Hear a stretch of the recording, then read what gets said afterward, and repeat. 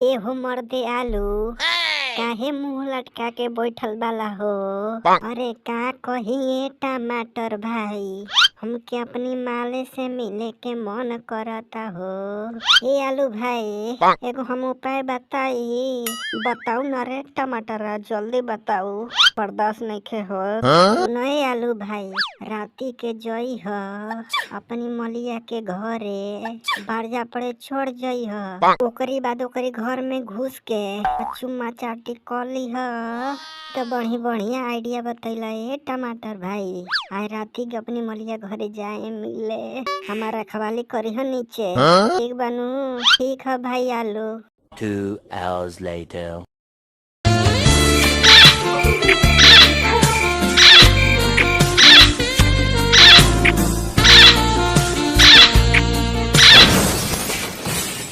ए जी देखी ना, हई हमार बुच्ची के घरवा में से कैसन आवाज आवता। लागता कोनो चोर घुसल बा का। चली ना देखे चली जा। चला चला ए हमार जान चला। ए जी हई तो चोर घुसल बा जी, हल्ला करी जल्दी, बुलाई गाँव वाला के, नहीं तो चोरी करके सब लेके भाग जाई चोरवा। ए प्याज, ए टमाटर, ए लहसुन, ए मरचा, हमारी घरवा में चोर घुसल बा, आवल हो आवल हो, एके मारलो।